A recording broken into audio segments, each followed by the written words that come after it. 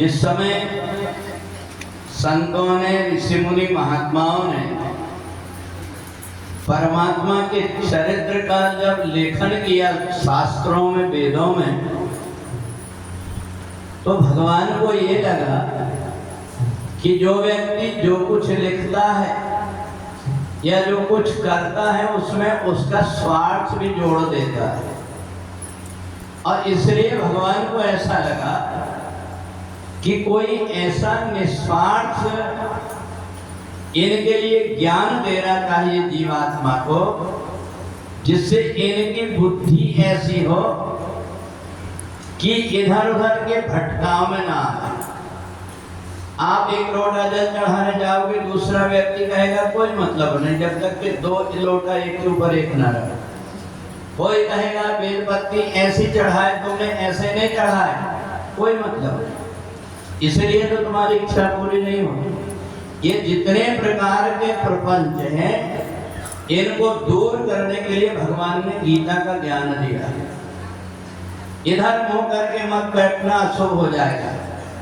जिसका मुंह हमेशा परमात्मा की तरफ बैठता है, वो कहीं बैठा हुआ हो, परमात्मा के सामने होता है। ऐसी अगर बुद्धि आ जाए तो जितने भी तीर्थ में जाने वाले व्यक्ति दुर्घटना में घटना घटती, वो सब इसलिए होती है।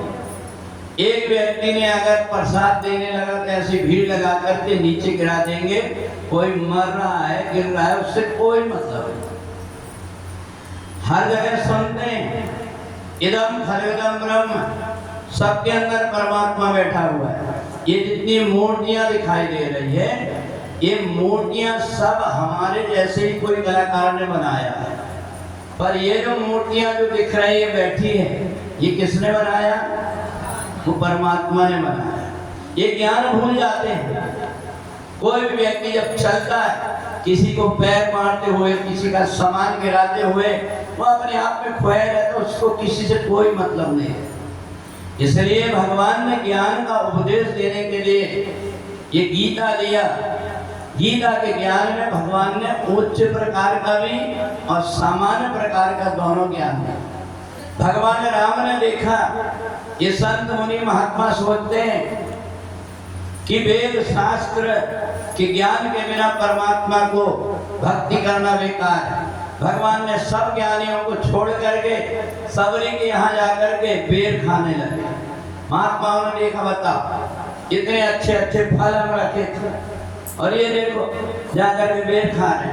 भगवान ने और लीला की, मुंह बना लिए थोड़ा सा। सबरी बेचारी सीधी सादी, कहीं खट्टा बेर तो नहीं आ गया। उन्हें उठाई, पहले चेक करके देखी खट्टा तो नहीं, और वही बेर खिला दिया।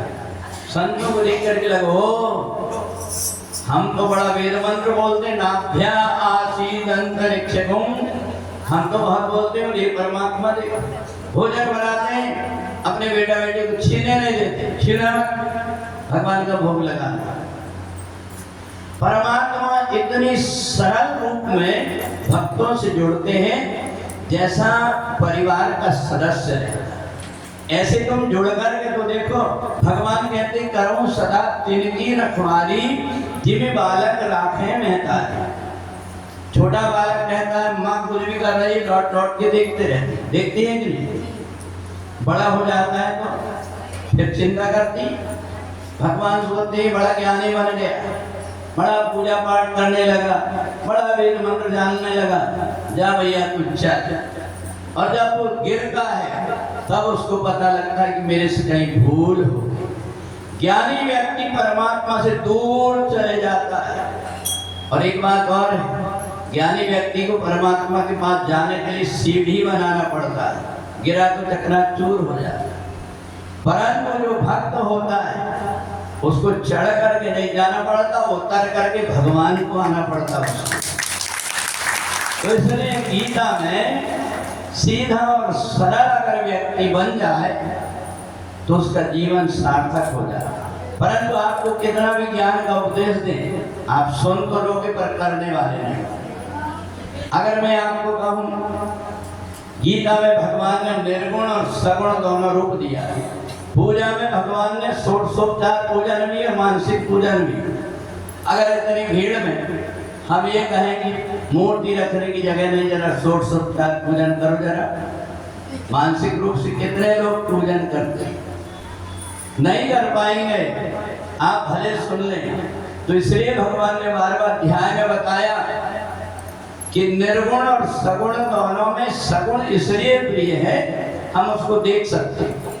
अभी मैं आपके सामने मूर्ति रख दूंगा, आप बढ़िया से प्रसन्न होकर के अब पूजा करने लगो।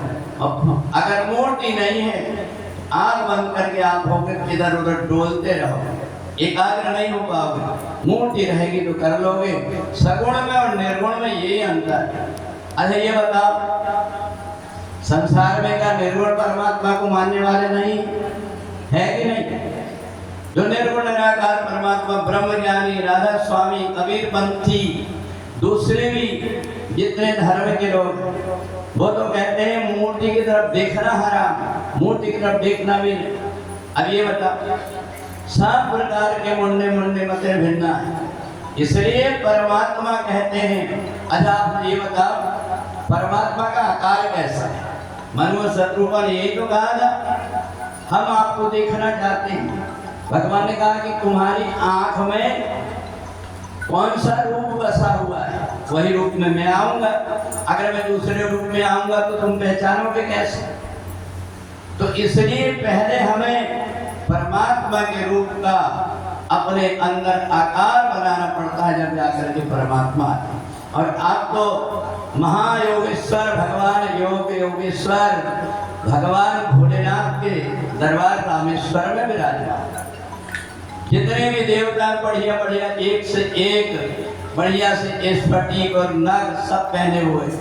शंकर जी की तरफ जरा देख लो, उनकी जरा पाउडर और स्नो देख लो कैसा है, उनके जेवर देख लो सांप और बिच्छू के। तो ये बताओ, जहां हम संसार के प्रपंच में फंसते हैं, दूसरा समझदार व्यक्ति उनको परेशान करते हैं। जगन्नाथपुरी में तो बहुत से लोगों ने कहा कि हम 500 रुपये दे करके टिकट और दर्शन करा देंगे, 500 रुपये ले लिए, जाके और छोड़ दीजिए, ढूंढते। और यहाँ तक कि कई आदमी अगर भगवान को चढ़ाने के लिए कुछ हाथ में रखे हैं तो हाथ से छोड़ा दे। ये बताओ, तुम्हारी श्रद्धा को परमात्मा देख रहा है तो क्या ये नहीं देख रहा परमात्मा की आगमन? इसलिए परमात्मा कहते हैं जो कुछ भी कर्म करते हो थोड़ा बुद्धि से भी सोच लिया करो। भीड़ भाड़ में भटक करके अपने आप को मुसीबत में मत डालो। जहां तुम हो हरि व्यापक सर्वत्र समाना और प्रेम के प्रकट होई में जाना। अब देखो, अब तुम अपना अपना देखते हो कि सबका देखते हो, अभी पूजा में पता लग जाएगा। बोले सच्चिदानंद भगवान की जय।